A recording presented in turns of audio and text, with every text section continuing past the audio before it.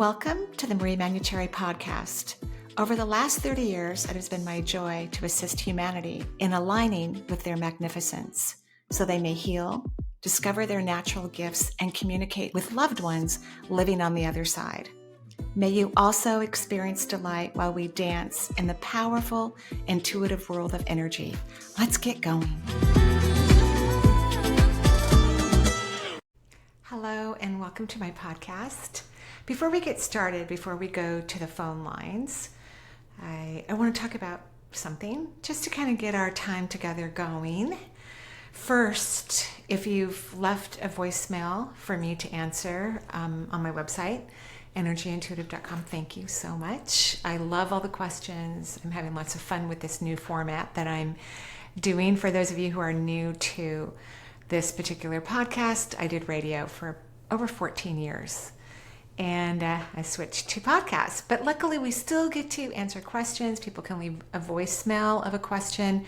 Just simply go to energyintuitive.com and click on the podcast page, and you'll see how to proceed to leave a voicemail. And we give a free gift, which is a self-hypnosis, which is exciting. I'm sure the topic will be enlightening for you. So before I go to the phone lines, I wanted to talk about beauty. Today is February 13th, 2024 in the United States. Tomorrow is Valentine's Day, and I think you just saw my dog jump onto his chair. He's one of my Valentines, of course. So tomorrow's, a special holiday, and so I wanted to talk about beauty because there truly is beauty in everything. Even all the things that humanity thinks are terrible, there's beauty within it. And one of the ways that we get to experience that, we get to understand that, is to connect to our own higher selves, which is kind of like our God consciousness or our universal consciousness, where we stop using the logical mind to determine if something is good or bad. And we begin to see beyond the definitions of the human reality. We begin to experience more of a global, multisensory, energetic perception of anything and discover something quite beautiful. You can only imagine the universe when it looks down at Earth. If there is such a concept, I'm sure the universe looks at everything, but that concept may not be exactly as how I described it. The universe only sees beauty. It sees parts of itself because as every soul is birthed into consciousness, that's really a part of creation, source energy that's being inspirally bloomed into existence. So how could there not be beauty in everything, in every person, in every action? And if you can allow yourself to visit that type of perception about anything, really, you are going to expand your consciousness. I know many of you who listen to my channel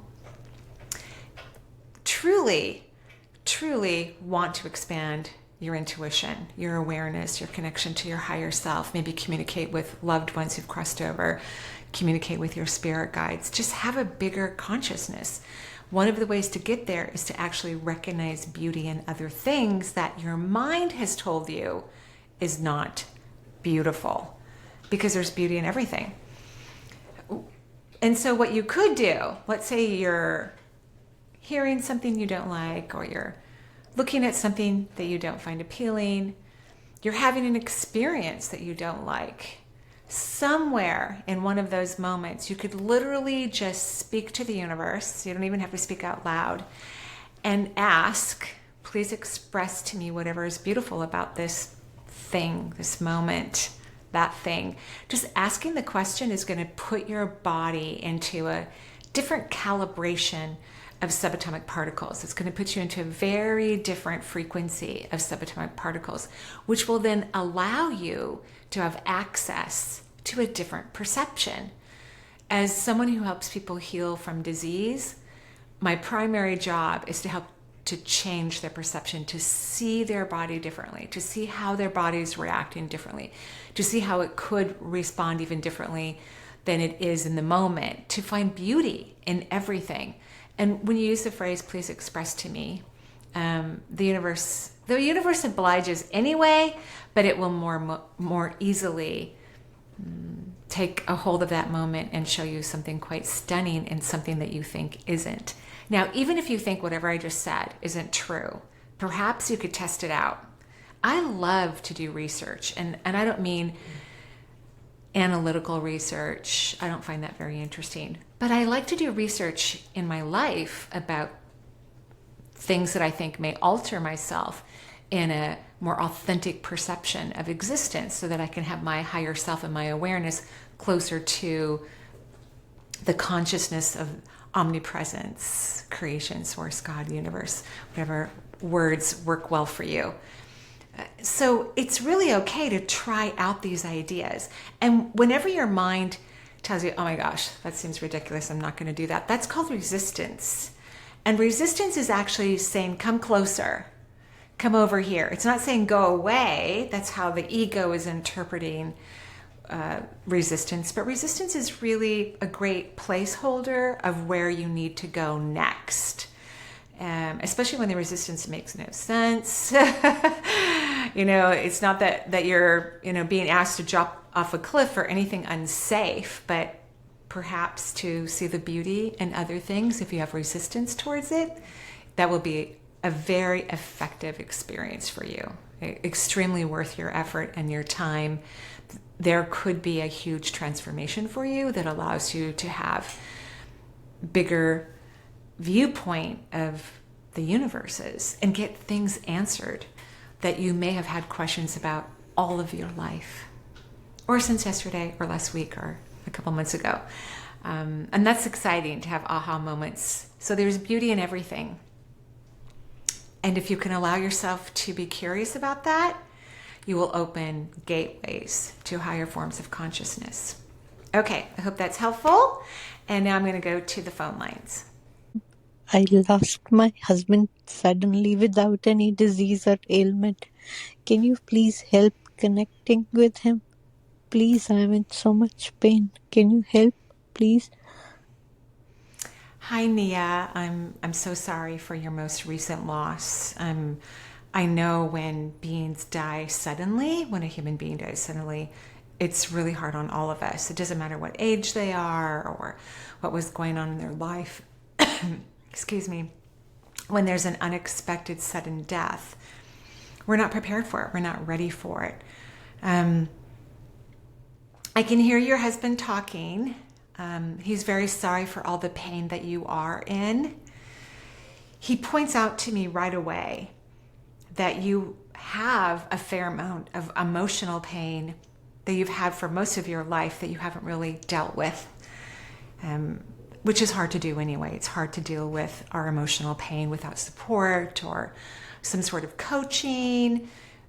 It can be challenging. So he says the grief that you have about his loss is actually an opportunity for you to release decades of grief that have been haunting you, if you will, for a very long period of time. He's very sorry that, in a way, because he can also see the bigger picture, so he's excited for you, because this release of grief could be really phenomenal for all the life that you will live here on earth. But he's sorry that he was the instigator to get you to this place. It wasn't his intention to he didn't know that was going to happen. He didn't even know he was going to leave his body. He had absolutely no idea. And that wasn't his intention to be the instigator of an opportunity for you to release your grief, but yet, indeed, he is. He spends a lot of time with you, really the whole family. He loved his family, although he says he wished he had shown his love more tenderly. He wishes he had even more compassion than what he's shown all of you. And I think that's interesting and exciting that that's something that he wanted to experience more deeply with you. He has a request of you. He asks if you could take 15 minutes a day and not be deeply involved in this pain. Grief is very subjective. It's very unique for everyone. Everyone experiences it different. It has different lengths in it. But your husband's pointing out that if you could take 15 minutes a day and try not to think about this and do something that relieves you in some way or relaxes you or gives you some sort of, higher aspect of experience that's different than the grief. He says that's going to help you tremendously. He's pretty fresh on the other side, and he has a lot to investigate and learn and experience. He actually hopes to have longer conversations with you, maybe 6 months to a year down the road, when he's kind of got a little bit more bearing of his environment, because it's still very new for him and fresh in many ways.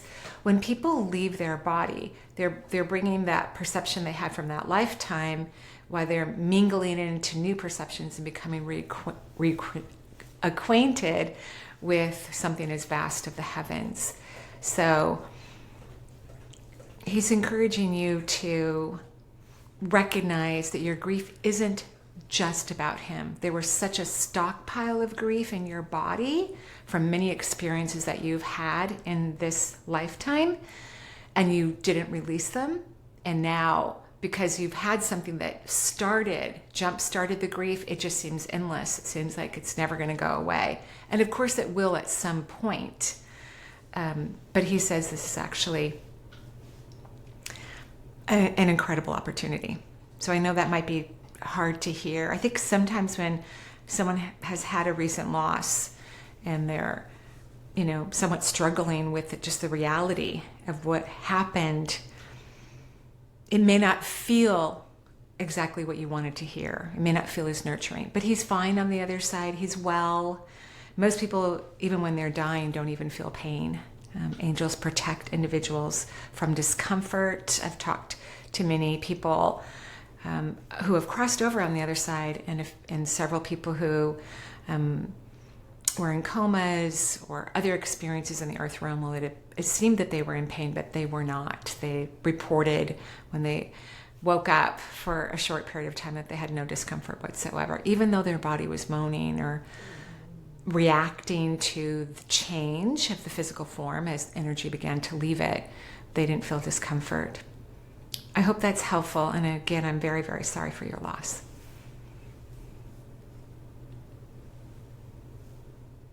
Hi Marie, this is Marcia, and my question is regarding the blocks that I have towards relationships. I'm almost 38 and I've never been able to create a romantic relationship. My friendships have always been quite tricky, and the more I work on myself, the more alone I actually feel. And I just find it really hard to think about life long term, because I'm not someone that feels fulfilled by money or professionally or a bigger house or whatever. So yeah, any help would be really appreciated. Thank you. Thank you, Marcia. It's hard to be alone in the world, so to speak. It can be challenging. But you have a pattern of victim consciousness when it comes to relationships. All we have to do, any of us, look at an area of our life that's been difficult or challenging for us, and we can be pretty much guaranteed there's a pattern of victim consciousness. And that's why we keep staying in this victimized experience. And logically it makes sense. You may have had friends walk away, or people who weren't interested in you, or certain types of betrayal. So part of how to get your energy to change, because we need your subatomic particles to move. Things that happen in our life that we don't want to have happen, they're vibrating in very low frequencies. Things that are happening in our life that we want to happen, they're happening in very high frequencies. So all energy moves all the time. It moves in a vibration, a low vibration or a high vibration. And depending on how long you hold that vibration, that creates a frequency, meaning that there's long periods of time that subatomic particles are moving in the same vibration. So you tend to run your energy around partnership and friendship. So people in low frequency vibration, and you have for a while. You're young, you're 38. This is exciting. You have your whole life ahead of you. I remember when one of my children was, I think she was 30 at the time, and she hadn't had a lot of, truly fulfilling relationships. And she was sad about it. We'd been working on it. And, she was saying to me, I'm like, geez, Mom, because one of her sisters was already married by that time. And she goes, what's going to happen? I could just be single forever, not have any kids. And I said, honey, you could meet someone tomorrow. You could be married in less than a year, and you could have a child in less than 2. Everything can happen very quickly. And I'm saying that to you too. And sure enough, she met someone. It was really funny. She was at a conference. I'm telling you this because the universe told me to tell you this. So pay attention. My daughter was at a conference in Costa Rica, actually. And she had met a young man before at a different conference. They were both, I think, in graduate programs at different universities, and they were at this conference. And so this is their second time meeting. And she calls me one day while she's on this conference. She goes, so Mom, that guy I told you about, well, he just professed his love for me last night. She goes, it was like 4:00 in the morning. We'd had a few, drinks. And she goes, what do you think? And I said, well, send me his pictures. So she did. I go, oh, that's my future son-in-law, which is true. She married him probably a year later. So when you stay in victim consciousness, first of all, your energy is not vibrating high enough to really allow yourself to create what you want. And the universe told me to tell you that story because as soon as I told my daughter, hey, your life could change completely. You could be married and have a kid within 2 years or less, actually. And she's a bright person. She went, yeah, I really hadn't thought about it that way. So she probably released some of her fear and that feeling of that, well, nothing's not going to move forward, which is what victim consciousness feels like. And she raised her subatomic particles to options and possibilities. And then, of course, like that, it happened. So that's what you're going to have to do. So in order to do that, you're going to have to interrupt your pattern of victim consciousness. And I know it's not the easiest thing in the world to do. I come from a family of origin that is steeply dipped in victim consciousness on multiple topics. Multiple. So it'll be important for you. Disrupt the pattern. Go do something different. Stop the thinking. Go stand on your head. Go do a yoga position. For you, physical activity is actually going to break it up for you a lot easier. Go ride your bike around the block. Go play hide and go seek with some kids. Do something to stop the pattern. When you interrupt a pattern of victim consciousness, and again, we all have at least one pattern towards something in our life that we feel victimized about. And we keep making it true because we can't raise our vibration about it because we feel like a victim. And victimization is a very low vibration. So when you break the pattern, it starts to dissipate. It breaks off. So you go run around the block instead of, oh, I'm never going to be with anyone, or nobody loves me, or all of these things that probably were created not originally in this childhood, but definitely from previous lives, but was reinforced in your childhood, most likely before the age of 5. Our beliefs are created, about 75% of them, before the age of 5. So we want to break that up because that's not true. Everyone's lovable, everyone's worthy, everyone's deserving. Everyone deserves to not only experience love from another, but experience love, giving with another. So after all of that, after you keep breaking it up, then I want you to get happy about something else. Get off the topic. Get happy about something. I don't care what it is. Flowers, sunshine, rain, snow, music, dance. I don't care what it is, because we want to break this pattern that you have that your logical mind is going to agree with and think that it's perfect and there's nothing wrong with it. But yet there is, because you deserve to have what you want. You are completely lovable. And that could be a great what if question for you. What if I easily feel loved, adored, and cherished? And not only will this help you to create that partnership that you want, but also help you to have friends. The real reason why people don't attract fulfilling friendships and fulfilling romantic relationships is because they don't believe they deserve them. They don't believe that they're lovable. And this belief, again, was typically reintroduced in their current lifetime, usually before the age of 5. Okay, keep me posted. I want to know what's going to happen. Thank you. Hi, Marie. I saw you on Alex Ferrari's podcast, and that was a great show. I heard you guys talking about this to some degree, but I got a little bit confused because you said that souls take 50 to 100 years to reincarnate. But so I know someone who it was 9 years from the time they had passed, and then they were born 9 years later here on Earth again. Excuse me.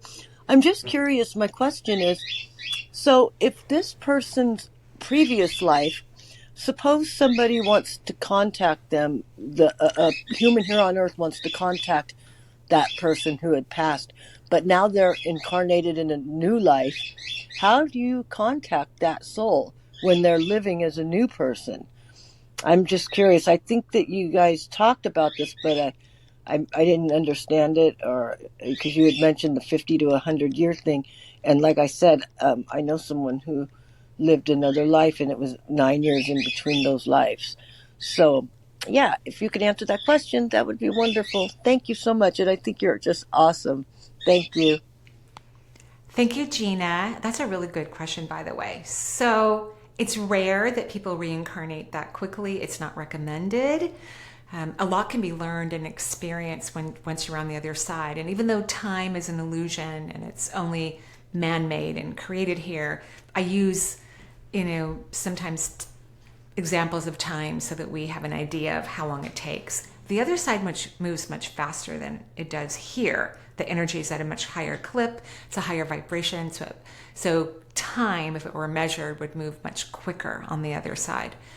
So 50 years here is like 25 years over there, But to answer your question, because, someone's grandmother could have passed away 50 years ago, and yet someone wants me to read for them, for their grandmother, and their grandmother's already back on Earth and has reincarnated. And just so you know, not everybody has to reincarnate back to Earth. Free will is the strongest law in the universe. People could stay in the heavens forever if they wanted to. There are hundreds of thousands of realities, and people can choose wherever they want to be to have a life experience, to have an awareness, to grow.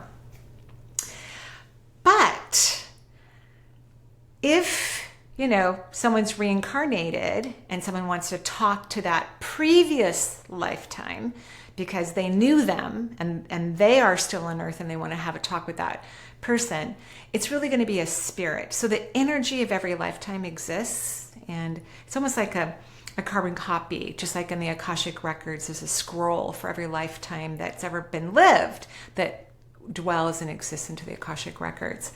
And so that spirit energy will be there and available and provide information.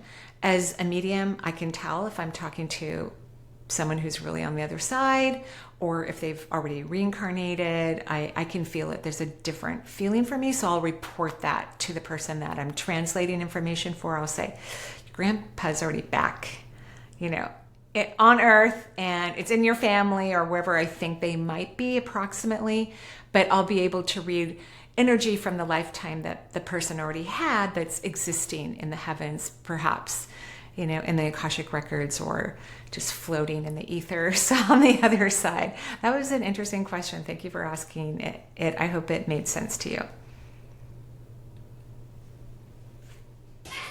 Hi, Marie. I thank you very much for taking this voicemail, and if you can help at all, that would be really awesome. It's about my daughter. So I've been told my daughter is an old soul, but what I would like help with is the fact that since she's been born, she wakens every night. Again, then I've been told that she's in the astral realm, working in the astral realm when she's, at night and she's waking up. She would sweat deeply for the first hour or two, and then from then she'd be awake, really. She's she's also said herself that she can see swirling energy and light in her room, which I can only describe from as maybe chakras or something. I really don't know. But since she's been a baby, she's 9 now, but since she's been a baby, she's had a tremendous amount of energy. So she literally jumped out of her cot pram at 7 months onto the floor. Like, no baby could actually even have the strength in their legs to do that, but Mia did. She's absolutely the most delicious, gorgeous, wonderful, beautiful girl, and I just want the best for her. But as her mother, I just want to be able to, help her feel safe, because I feel at nighttime she doesn't feel safe. So if there's anything that you can help me with, that would be awesome. Or any advice or on information that could help me to help her, that would be great. I don't know if I feel like she is intuitive and she can see more than what I can. And I just want her to feel safe at night so that she can get the rest that she needs. So if you have any insight, that would be so good, and I really appreciate it. Thank you so much. Bye. Thank you, Maria. And Mia, I think you said her name. Sounds lovely. I'm sorry she's having disruption with her sleep. She is intuitive, and I don't think it's chakras that she's seeing. I think she's actually seeing perhaps part of her guide group or other beings who are on the other side that come to visit her. And sometimes people don't see until the evening when the world starts to calm down and they're not, actively being busy in the world. And so it's not unusual for people to have more sight in the evening because it's just quieter. And it's like the third dimensional space has relaxed. Really, your daughter's sympathetic system is off and has been, since birth. I don't know if there was a complication with her birth, but it's almost like her root chakra is, and of course it's not fully developed. The first chakra doesn't fully develop until a child moves out of the home, so around 18 or whatever age that might be. And it could be different for different people, but it takes a whole entire childhood to have the root chakra fully formed. So your sister, your daughter, her sympathetic system overrides. And that's why there's this anxiousness or anxiety, if you will. If you can, and if it's okay with her doctors or practitioners, maybe give her some sleepy time tea, so we can just get her nervous system to relax. She doesn't know how to relax her nervous system. I mean, she really doesn't. She hasn't known how to relax her nervous system. I know it's gotten better, and it's better than when she was a baby, but it's pretty intense.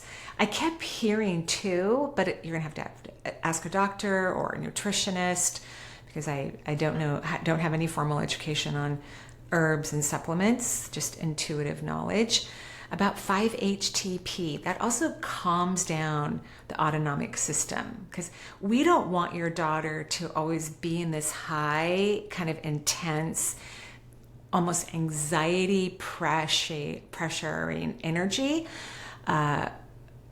We want her to resolve this before she enters into her adult years and becomes independent, because adults tend to worry about a lot of different topics, and we don't want her to already be, anxious about things that don't exist or that are not problematic. So I don't really look at it as fear of night, and you're her mother, her better, obviously. But I think your daughter runs her energy very fast and more in her sympathetic aspect versus the parasympathetic aspect. And she's 9. She's loved. She's adored. She's cherished. She is safe. She is fine.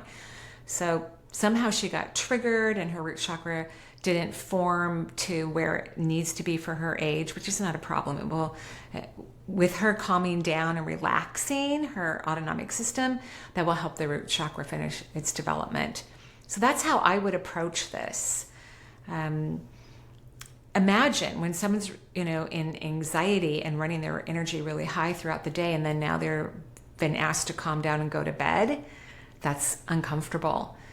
In fact, like no television, after 5 o'clock. You know, your daughter doesn't need extra stimulation. She doesn't need the news. She doesn't need a lot of television. She doesn't need sugary food. Certainly no caffeine. I'm sure she doesn't have caffeine in her body. But she's the type of person who less is more for her. So just keep that in mind so that she can make really great decisions for herself as she's an adult. And she learns that, oh, lights out early for me. You know, no caffeine, no sugar, maybe some sleepy time tea. So she can get comfortable with learning how to power down her energy. Everyone, when they fall asleep at night, goes off to the heavens.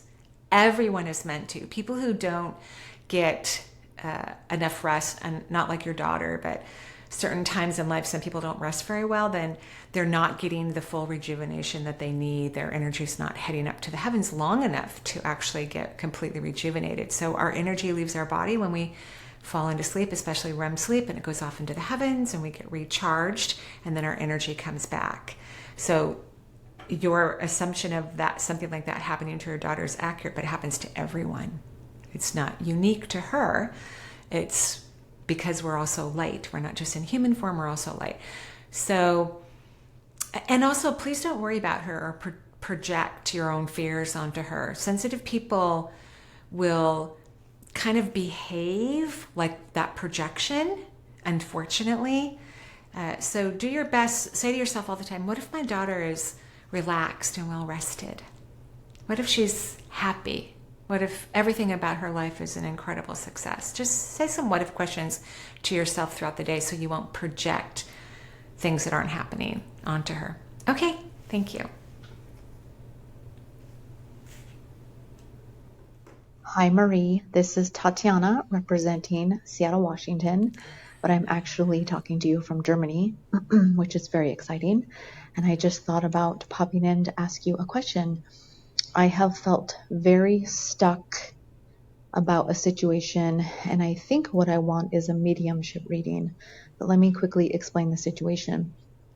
I dated a man the year of 2021, which was just an odd time in the world as it is, but it wasn't a very good relationship, and I ultimately ended it because there was addiction involved. And I think during this whole time, I tried to be kind, loving, and uplifting because I didn't know how else to be. I've never dealt with such strong chaos, I guess. Fast forward to February of this year, this person actually passed away because of their addiction. And now I can't help but to look back about all the things I did and didn't do and whatnot. And so I feel very stuck about it because I am still a dating woman, but I feel stuck about this situation and I don't know what it is. I don't know if it's guilt, regret. I don't know. And so I would just love the help of myself, really, but guidance from my non-physical team on how to not feel so stuck. Because otherwise I love life. I'm having a good time. So please, I would love your guidance. Thank you. You're welcome, Tatiana, and I'm sorry that your friend passed away. So first of all, guilt and remorse, regret, those are all mind-made emotions that are not authentic. So you're not even really feeling those things because they actually don't exist. Those, again, are created by the mind. Real emotions exist in the second layer of the auric field outside of your body, about 1.5 feet away from you, from a textbook perception, because the auric field is actually meant to expand 3 city blocks.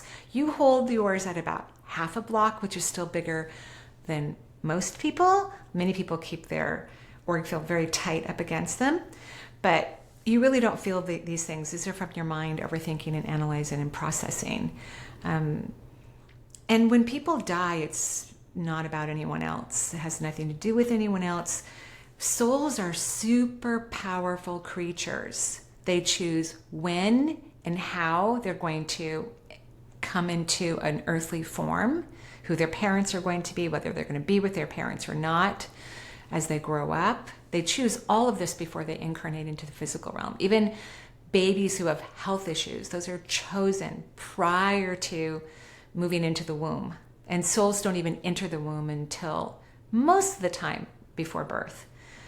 Some souls enter the womb, but most go, that's kind of boring being in the womb. I'm just going to hang over on the other side and I'll jump into the womb prior to birth.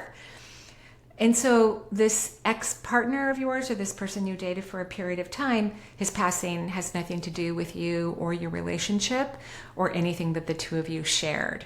He wanted to leave at this particular time for his highest good. This is what his soul wanted.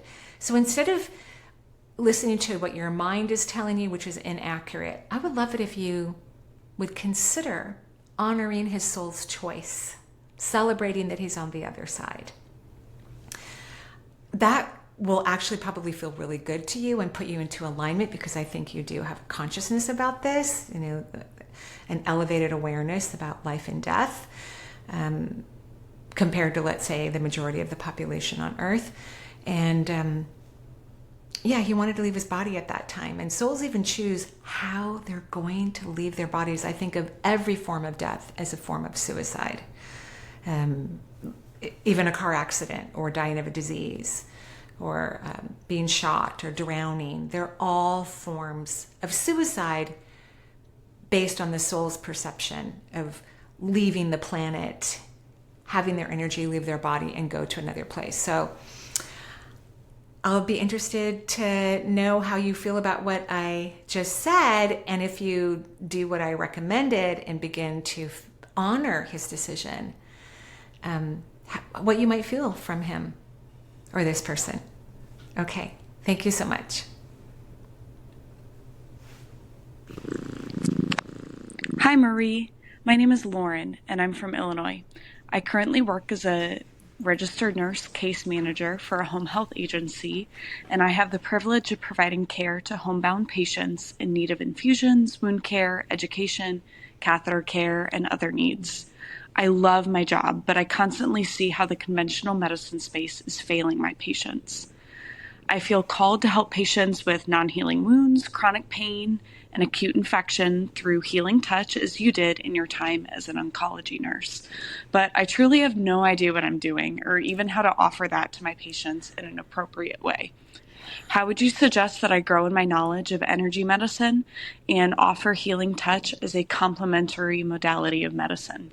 Thank you for all you do. Thank you, Lauren. I have a soft spot for nurses, just the medical profession in general. I have a lovely, feeling about all of that. So I didn't study healing touch, by the way. I've taught and spoken to healing touch communities and organizations, but I didn't study healing touch. I studied Reiki, took a weekend workshop in Reiki, and began my full-time energy medicine practice almost 30 years ago. So in reality, and I know I think you're in Illinois, I believe. I don't know what the rules are or laws, if there are any, that govern energy medicine, because there are no laws in the United States that govern energy medicine. And most hospitals allow people to lay hands on them, mostly through healing touch, actually. I even gave a talk at a university in Virginia to grad students and professors of the nursing program there after my book Intuitive Self-Healing was published. And I know just from speaking to lots of nurses, at least in our state, Washington, people readily lay their hands on patients. So I think you can, especially with your training, you can just say, I'm going to do some healing touch for you. Would that be okay for you? And I asked lots of people if I could lay hands on them, and I didn't even use the phrase healing touch. I just said, can I just lay hands on you? I asked hundreds in the hospital, and only one said no. So I would educate yourself with what type of energy work is offered through the hospitals in your area, if at all. And if they don't, which I would be surprised and a little disappointed if they don't, find out how many hospitals in the United States, if you want to do that research, offer healing touch or other forms. I know the University of Washington Hospital here offers a quantum healing program that they have. It's free to patients and to their family members. Just like healing touch is free to patients and to their family members for those hospitals that provide it. So just give yourself some knowledge about how widespread this is in a very positive, productive, welcoming way in many hospitals throughout the country. And then when your patients say, well, what is that? You can give them some of those statistics so that they realize that this is normal and natural, and that it could, through the movement of subatomic particles, potentially lead to a speeding of their healing. If you feel comfortable saying that, of course. I don't think your home health organization will take any negative aspects to you laying hands on people. I mean, as nurses, we touch people all day long anyway. You're just going to touch them with a different intention, not to put in a Foley catheter or take out sutures or start an IV, but to actually activate the ATP in their body and other energies that are, non-physical, so that their body can heal. I'm excited for you. I think it's really fun. And it sounds like most likely you'll be heading at some point out of modern medicine. If you stay forever, that's perfectly fine. They'll be lucky to have you. But I think because you have a different perception about health and wellness and you want to pursue that at some point, you'll probably start your own practice or work with other people who do similar work and start laying your hands on patients with intention versus a needle, which both are lovely. I hope that's helpful. Thank you.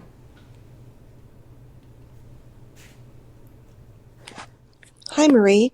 This is Ruth, and I have a quick question, two questions for you. One is, I wondered if I could get a quick mediumship reading with my mother, who passed to the other side in 2012. I've been thinking about her a lot and just wondering if maybe she has a message for me. And next, I was going to say period.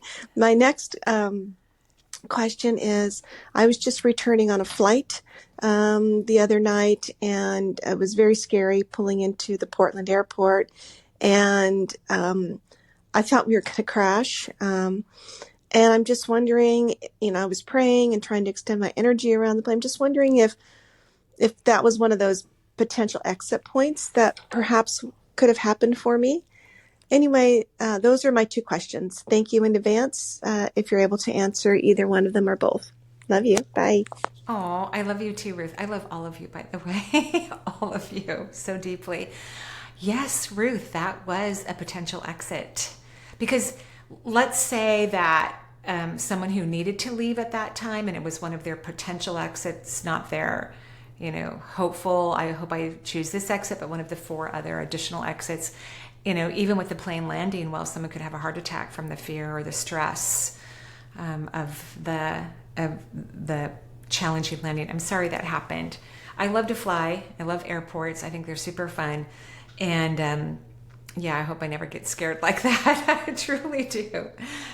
Your mom has a lot to say. That's why you've been feeling her for a long time. You've been growing in your consciousness and your awareness. So your light is shining on the other side. I don't get to say this every day to everyone, but I've said it to, a fair amount of people in my career. When your crown chakra starts to expand and the light shows on the other side, our loved ones go, oh, that's my daughter over there. Oh my gosh. Because they can tell that you could hear, see, or feel the multisensory world. You may have always believed in it, and you may have had some experiences, but those experiences are growing, and your abilities to connect, which is normal and part of our birthright, are becoming more obvious to you. So your mom's very excited, but she really wants to apologize.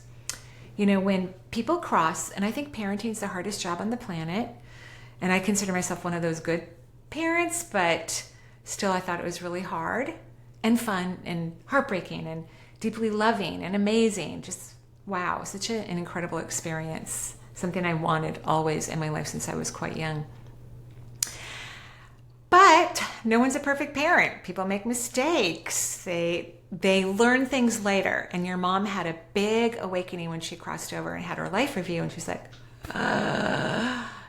she wished she had instilled more, what's the word I want to use? Faith, trust. She wished that she had, I can hear her better now. She wished that she had let you know how much she honored you as a soul, not just as a human being, but as a soul. She said that you had a lot of wisdom, more than what she had experienced so far in her lifetime. And then she even says to me, all of my lifetimes. That's what she says. And she goes, and I didn't honor you in the way you deserved. She said, I would maybe cut you off sometimes, or laugh very sweetly, or change the topic. And she wishes she had not done that at all.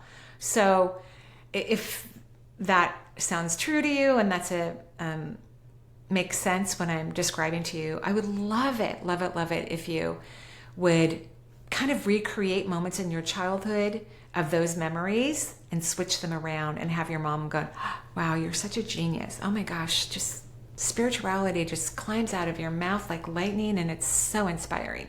I would love it if your mother would love it more than me even, if you allowed yourself to have some experiences where she gives you the accolades that you deserve about your consciousness. Yeah, so that's why she's been hanging around you a lot.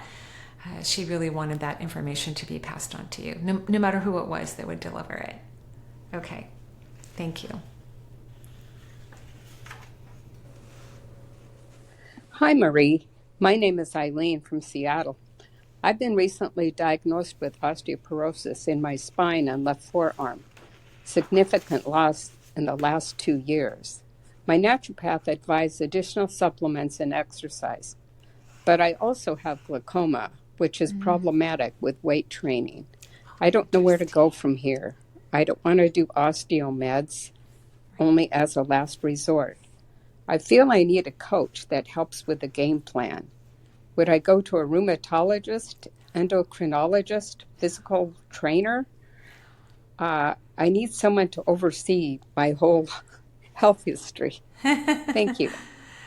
You're very welcome, Ellen, and I'm sorry for the diagnosis, but I'm glad that you got the awareness. I mean, I refuse, but I'm a risk taker with my health, so nobody has to do anything I say.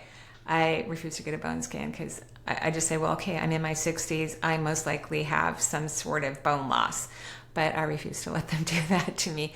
One of the things you could do, and I think that's interesting about the glaucoma is about not allowing yourself to see yourself accurately. And I think there's like a really amazing eye doctor in our state. He's actually in Bellevue.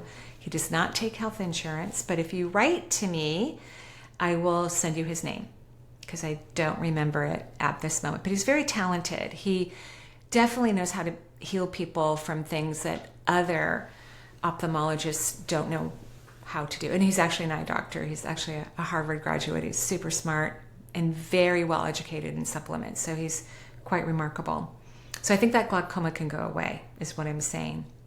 And what will help it go away, or even get you closer to the track of getting it disappeared if you decide not to go see him, or by the time you get to go see him, is you seeing yourself differently in a more loving, compassionate, honoring, joyous way. That's really going to get rid of that pressure.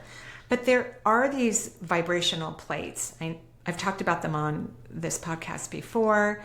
Vibrational plates are these plates that vibrate. And I think they go up and down, side to side. Different ones have different kind of oscillations, but they activate small muscles in the body. And then those small muscles, grab onto your bones and help your ligaments and tendons get stronger. So it's a great way to actually build some density in your bones. And I wouldn't actually lift weights. I would do things like Pilates or bar, where you're just using your body as the weight. It's a lot more fun. You'll enjoy it a whole lot better, and it won't be so strenuous on your joints or add unnecessary pressure, most likely, to your eyes. Of course, you'll have to ask your doctor about that, or maybe your new eye doctor. So, and also, I don't believe you have a history of cancer, but taking some estrogen and progesterone, I'm so sorry, a dog barked outside, so it kind of stopped me for a moment. But very, very healthy from compounded pharmacies, estrogen and progesterone, that feeds your bones. That's going to help your bones. That's why I started taking it a few years ago. It's just low doses of hormones to keep my bones healthy in my physical, body, my mouth and teeth and all of those things. So those would be my suggestions. Now, why I said I don't think you had cancer, because some cancers grow with estrogen or other hormones. And so people who've had those type of cancers, it's not recommended that they take compounded hormones or any type of hormone, actually. So I just wanted to put that disclaimer out there. I think you're going to be fine. I think you're going to meet a bunch of new friends because you're going to go to some exercise classes and you're going to have some fun, and you need it. You need to get out of the house and have some fun. At least that's what I think. And please don't worry. You're going to be great. Don't worry at all. You're going to be super healthy and everything's going to be wonderful. We're going to get that glaucoma to go away pronto. Okay, have a good day. Hi, Marie. This is Val in Springfield, Missouri. And if you would, I would like you to please discern which psychic and energy gifts I should concentrate on developing at this time, for the highest good of all and in alignment with my soul purpose, whatever that is. If you have any tips that may help me with this, I sure would appreciate hearing them. I would particularly like to know if I have the capacity to become a medical intuitive. Mm-hmm. I think you call this an energy intuitive. If so, what would be the best way to go about learning? Thank you. Have a good day. Thank you, Valerie. Yeah, I call myself an energy intuitive because my clients have trained me for the last 30 years to answer any question they've ever wanted to ask me. So I'm a medical intuitive. At times I can be like an x-ray machine where I look into people's bodies and I can see what's wrong with them. But mostly my medical intuitive abilities are about finding the reasons why someone has gotten sick and how to unravel it. That's why I may call myself a healer, how to unravel it so that they become well and not be sick anymore. So that's anyway how I determine that I'm also a medium. That's why I say energy intuitive. Instead of focusing on which gifts, because I can promise you all professional psychics don't care if we hear it, see it, or feel it. We just want to know. And really, professionals, we have different types of experiences because people are different, their situations are different, and we have our own relationship with ourselves, which may open us up or kind of slow certain areas down. So instead of asking for a particular gift, I would ask that you have incredible knowingness in the multisensory world. You can use the word psychic, intuitive, whatever, and that your knowingness is so incredibly accurate. It brings you phenomenal joy. And yes, I think you would be a great medical intuitive. You seem to have a healthy body, which helps. It's not a requirement, but people who aren't afraid of disease are much better at medical intuiting information because they don't have fear. So they're not blocking themselves from seeing, hearing, or feeling experiences. So I think you'd be great at medical intuition, but don't ask for a particular gift. We want your beautiful gifts, your amazing, God-given, powerful abilities to come forward. And we don't want to block anything. So that's what I would do. That's exactly what I would do. I wouldn't ask to be a clairvoyant or a clairaudient or a clairsentient. I would ask to have the knowledge and the knowingness that is accurate and helpful and that brings me great joy. That's what I would do. And then let the universe surprise you because the universe loves to surprise, loves it. Invite them in to surprise you. Great questions.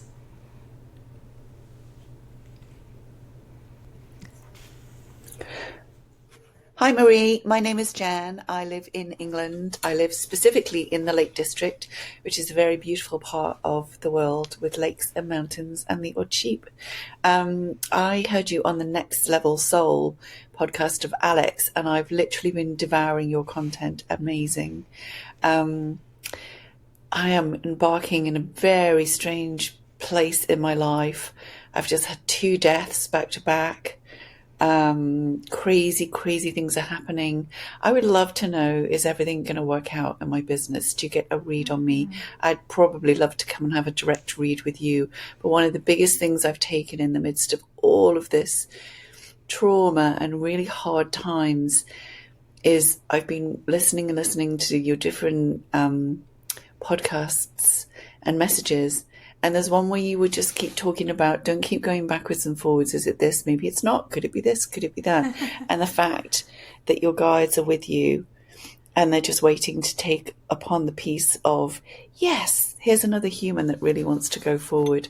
So in all of the hard times, and if anyone else is hearing this, because the other messages helped me, I really believe in you, and you've given me hope that those people are still around. They're just not where I can find them. And I just really would love your sanction that this business adventure is the right thing for me. All right. Thanks so much. Take care. Bye-bye. Thank you, Jan. I don't know exactly what your business adventure is, but I don't have a bad feeling about it. My question always is to everyone, does it bring you joy? Does it make you happy? Does it make you want to leap off the chair and go do it again every day? Because I wake up thinking about chakras, thinking about dead people, thinking about the multisensory world. I wake up feeling that way. I go to bed thinking about that. It inspires me and delights me. And that's where all of our natural gifts and talents are. So I don't have a bad feeling about this job. It may not be the for you, and that's okay. There's nothing wrong with that. Yeah. The people who have crossed, it was just simply their time. And I do feel that you've honored their passing. I think that's lovely. I think that's really beautiful. I wish more people would do that, is honor the movement of a soul, because this is not a permanent reality. Everybody leaves here eventually. But I do think there's other work coming down the pike for you as well. In fact, the business that you're starting, maybe it can kind of just freely grow. And if you have that enthusiasm for it, great. But if you don't, I think there's other things coming up for you. And I do think they will be somewhat related to the mystical realm. I'm not sure what that means exactly for you at this time, but I do think there's other work ideas and career options are going to be coming forward to you in the next year and a half. But I'm not saying no to the thing that you're creating right now. It just may not be your forever work, or it's just going to run on its own. Kind of like when I record things for digital download, I don't have to do anything else about them. They're just freely being sold on the website, where everything else I do is live, because I love to teach to particular audiences. To me, that's super, super fun. So that's what I think. I hope that you'll let me know or keep me posted on it. Thank you.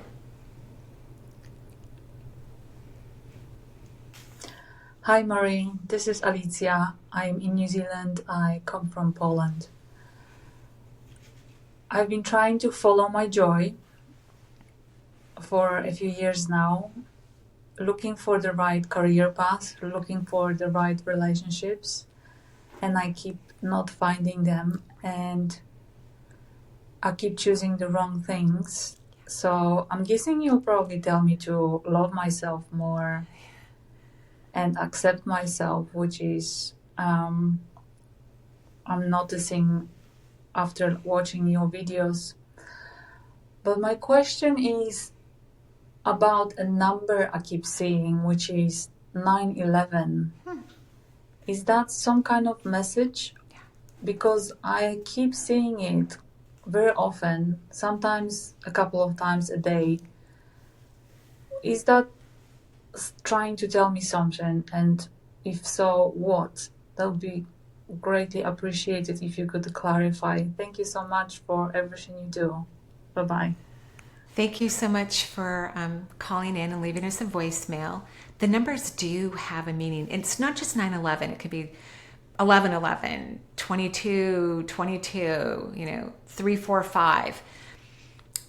When those numbers pop up on your phone or, on your computer or your microwave or whatever that catch your attention, like, ooh, 11/22 or 11/11, it is a message from your spirit guides telling you that you're on the right track, that they like where you're going in the right space. So this is a validating message from your spirit guides telling you that the work you are doing is having an effect.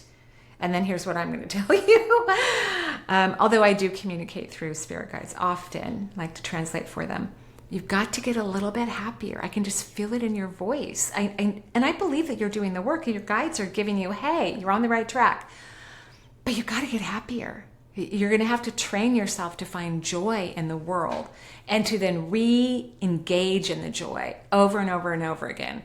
As I've said many times, I wish humanity would treat their brain like a dog, be super loving to themselves, super kind, and get excited. Because dogs, unlike my dog Charles, who's a very picky eater, I have to cook for him. He had lamb tonight with rice. I just throw things into the cooker, but he won't eat food, literally. And he weighs exactly where he can weigh without anyone being concerned. He was like 57 pounds, and the vets have said he shouldn't weigh less than 57 pounds. He has food out 24/7. The cats eat more of his food than he eats his food. So I have to be very creative. So unlike Charles, when it comes to food, most dogs will eat the same food, usually not very healthy food. I'm very picky about food. I think the human body and all bodies are like temples, and we should put beautiful, loving, healthy things inside of our bodies. That's just what I think. So a lot of dogs don't eat healthy food. They eat a lot of kibble and low grade foods that even humans wouldn't put in their bodies, unfortunately. And animal bodies are just as precious as human bodies, but I'm sure I don't need to tell you that. But they get excited. They hear the rustle of the bag and it's pouring into the bowl. They act like they've never eaten it before. This is their very first time, and they're lapping up those kernels or whatever it is as if it's just the best meal they've ever had in their life. That's what you need to get you over the hump, is to get inspired like that. And that inspiration will come if you allow it to. You can even ask the universe, please bring me something every single day that makes me feel like a dog, a happy dog anyway. Because someone wrote in and said, remember, dogs also aren't happy. I just don't know any of those dogs personally, but I'm sure there's dogs that aren't happy. So that's all you have to do so that you can create what you want. You've got to get more joyful, because the things that you want in life are going to be very joyful, and you need to be an equal match to it. You have to be a vibrational match to it. So I hope that's helpful.